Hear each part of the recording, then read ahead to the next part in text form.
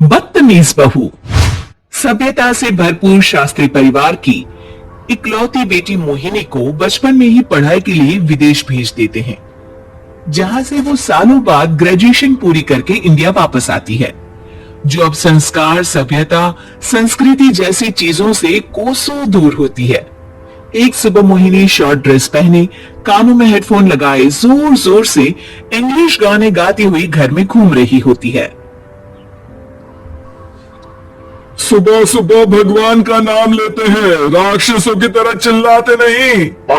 Pops, आपको अच्छे गाने की बिल्कुल समझ नहीं है, so take a chill pill. अरे मोहिनी, पापा से ऐसे बात करते हैं क्या? सारी तमीज भूल गई हो। ओह मॉम प्लीज, इतनी बड़ी भी कोई बात नहीं हुई, सो डोंट ओवररिएक्ट। ऐसे ही दिन बीतते हैं जिसमें मोहिनी के तौर तरीके, रहने और बात करने का ढंग उसके मम्मी पापा को परेशान करने लगता है। भला कोई मानेगा कि ये मेरी बेटी है? रीति रिवाज और संस्कारों से तो इसका दूर दूर तक कोई नाता नहीं, और अब तो लगता भी नहीं कि कभी होगा। अरे ऐसे कैसे नहीं होगा? लड़कियां सारे नखरे अपने माँ बाप को ही दिखाती है। ससुराल जाकर उन्हें सब कुछ करना भी पड़ता है और मानना भी। पत्नी की बात शास्त्री जी समझ जाते हैं और कुछ ही दिनों में अपने से भी ज्यादा धार्मिक परिवार में निखिल के साथ मोहिनी का रिश्ता पक्का कर देते हैं। रिश्ता तो पक्का कर दिया, पर यहाँ मोहिनी को कैसे मनाएंगे? शादी ब्याह के मामले में आटे में नमक जितना झूठ तो चलता है जी।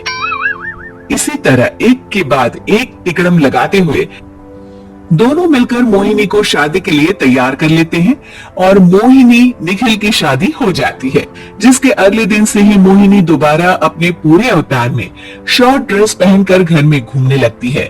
बहू को ऐसे देख सास की आंखें फटी की फटी रह जाती हैं। अरे ये क्या बेशर्मी है, हमारे घर की लड़कियां जींस तक नहीं पहनती और तुम बहू होकर इतने छोटे कपड़े पहनकर पूरे घर में घूम रही हो। सीरियसली मॉम, प्लीज आप अपनी इस 80 के दशक वाली सोच में मुझे इंक्लूड मत करो। हाय तौबा, एक तो बेशर्मी दिखाती है, ऊपर से सास के साथ जुबान भी लड़ाती है। अरे जल्दी कपड़े बदल कर आ, घर की पहली आरती तुम्हें ही करनी है। इतनी देर में निखिल भी वहां आ जाता है। माँ पापा आने वाले हैं, पूजा का सारा सामान तैयार है ना? ये पूजा हमेशा मेरे बॉयफ्रेंड्स के पीछे पड़ी रहती थी और अब हस्बैंड के पीछे भी आ गई।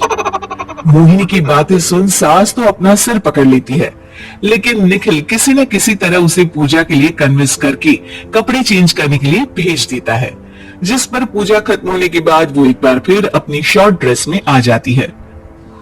बहू, ये क्या तरीका है? संस्कार नाम की कोई चीज है या नहीं? नहीं ससुर जी, संस्कार मेरा दूसरा बॉयफ्रेंड था, अब तो मेरा उससे कोई कांटेक्ट नहीं है। मोहिनी का जवाब सुन के ससुर तो भगवान नाम जपते वहां से चले जाते हैं, लेकिन सास बहू के बीच कहासुनी फिर शुरू हो जाती है, जिसे इग्नोर करते हुए मोहिनी घर से बाहर चली जाती है और देर रात घर वापस आती है। मोहिनी, मैं जानता हूँ कि तुम विदेश में रही हो और तुम्हें वहीं की आदत है, पर यहाँ चीजें कुछ अलग है। अगर तुम उस हिसाब से कुछ एडजस्ट कर लो तो सबके लिए सही हो जाएगा। I am not in a lecture mood. Good night. अगली सुबह मोहिनी देर से उठकर एक बार फिर उसी तरह सबके सामने आती है, जिस पर उसकी सास कुछ बोले उससे पहले ही मोहिनी की दोस्त मोनिका और रेचल वहां आ जाती हैं। Oh hi darling, how are you? OMG, we missed you so much. I missed you too, darling. Ram Ram, इन्होंने तो तुमसे भी छोटे कपड़े पहने हैं। अरे तुम लोगों के अंदर कोई शर्म लिहाज बाकी भी है या सब बेच खाई? मोहिनी, तुम्हारी मेड कुछ ज्यादा नहीं बोलती?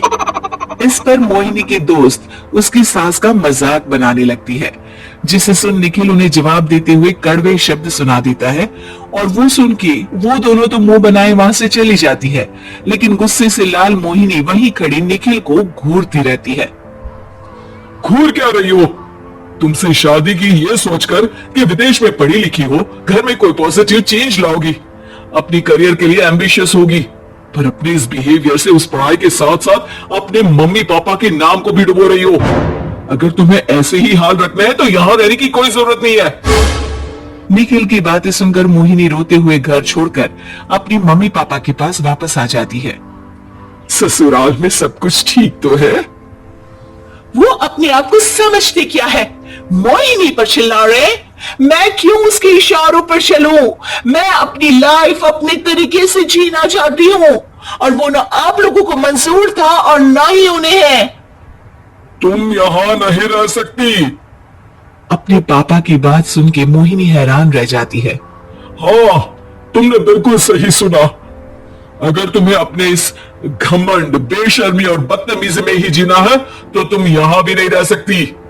बेटी, मैं मानता हूँ हमारे यहाँ रीति रिवाज बहुत मायने रखते हैं और हमने उन्हीं के ओवरडोज से बचाने के लिए तुम्हें विदेश भेजा था। एक लड़की जो शादी करके घर और बच्चे संभालती है, उससे तुम अपने आप को ज्यादा समझ सको इसके लिए भेजा था। तुम उससे ज्यादा समझो और बनो, पर तुम तो किसी दूसरी ही ट्रेन में चढ़ गई बेटा। उसके मम्मी पापा बहुत देर तक मोहिनी को सारी बातें समझाते हैं, जिन्हें सुनकर मोहिनी को अपनी गलती का एहसास होता है। वो जॉब ज्वाइन कर लेती है और ससुराल वापस आकर उन्हें मॉडर्न बनाती है और खुद भी कुछ रिवाज सीखते हुए खुशी से रहने लगती है। दोस्तों, हमें उम्मीद है कि आपको हमारी ये कहानी पसंद आई होगी। कृपया हमारे चैनल को सब्सक्राइब करें और सभी अपडेट्स के लिए बेल आइकन जरूर दबाएं। और हाँ, वीडियो लाइक और शेयर करना मत भूलिएगा। Bye bye.